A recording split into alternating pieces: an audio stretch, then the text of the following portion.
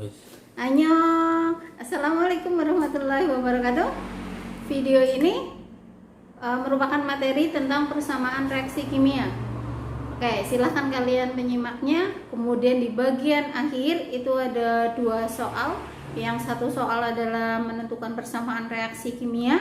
Yang kedua adalah soal HOT mengenai penggunaan dari pemutih pakaian yang sudah kalian buat sebagai disinfektan kemarin. Ada beberapa pertanyaan setelah video ini. Oke, silahkan disimak dengan baik dan diperhatikan. Oke, kita akan belajar tentang persamaan reaksi kimia. Di dalam ilmu kimia itu kita sudah belajar banyak hal hampir 1 tahun ini, dan yang akan kita pelajari reaksi kimia. Contohnya ada dua zat yang berbeda kita campurkan menjadi C dan D. A plus B menjadi C dan D itu disebut sebagai persamaan reaksi kimia. Nah, A dan B itu disebut sebagai reaktan dan C dan D sebagai produk. Reaktan itu berada di sebelah kiri, produknya berada di sebelah kanan. Oke. Dari persamaan reaksi kimia tersebut, kita mesti melihat apakah reaksinya sudah setara, baik secara jumlah maupun ionnya, ion positif maupun ion negatif. Itu harus sama. Misalkan di sebelah kiri ada 1, di sebelah kanan juga harus ada 1. Ketika A dan B membentuk A2B, apakah ini sudah setara? A di sebelah kiri 1, yang kanan ada 2. Nah, di dalam persamaan reaksi kimia tersebut, contohnya adalah Na direaksikan dengan gas klorin Cl2 menjadi NaCl, itu disebut sebagai kerangka persamaan reaksi. Nah, sebelah kiri Na-nya itu ada 1, di kanan 1, tapi Cl-nya sebelah kiri 2, kanan 1. Ini yang belum setara. Bagaimana cara menyetarakan? Dipilih apakah merubah Cl2 menjadi Cl sehingga membentuk Na plus Cl membentuk NaCl, atau NaCl menjadi NaCl2. Oke, ternyata dua-duanya adalah keliru, jadi kita tidak bisa merubahnya. Nah, Cl2 merupakan diatomik dan NaCl adalah ionik netral. Ini tidak bisa dirubah, harus tetap dalam bentuk Cl2. Nah, koefisien adalah angka yang berada di depan A, B, C, itu harus dalam bentuk bulat, bilangan bulat. Nah, cara menyamakannya itu NaCl-nya kita kalikan 2 sehingga Na-nya berjumlah 2.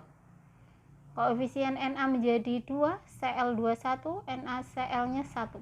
Jadi persamaan reaksi setaranya 2Na membentuk Cl2 menjadi 2 NaCl. Nah, yang perlu diperhatikan adalah wujud zat. Nah, kalau gas G, liquid itu L, solid S, aqueous itu adalah larutan, ada campurannya. Ini kalau ditulis lengkap menjadi seperti itu. Natrium solid, klor gas, NaCl solid. Garam dapur ya, itu ya. Itu lengkap. Nah, sekarang contoh jenis reaksi. Reaksi yang pertama adalah reaksi penguraian. Satu zat bisa menjadi 2 produk. Nah, itu berarti penguraian, diuraikan. Contohnya NH4Cl membentuk NH3 dan HCl. Diuraikan menjadi 2 produk. Nah, ini diuraikan. Bisa jadi 3 produk. Kemudian reaksi penggabungan. Penggabungan antara 2 zat atau 3 zat menjadi 1 produk.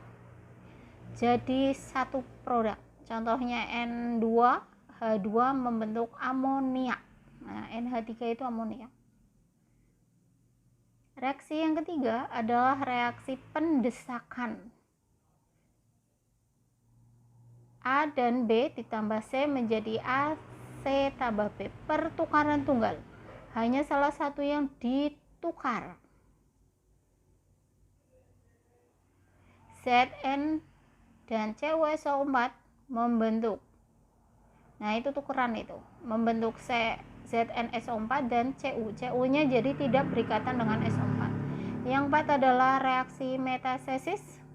atau pertukaran ganda. Nah, ini adalah reaktan yang bertukar teman. Yang depan tetap depan, belakang dia tetap di belakang. Contoh reaksinya natrium sulfat dengan barium nitrat membentuk natrium nitrat dan barium sulfat.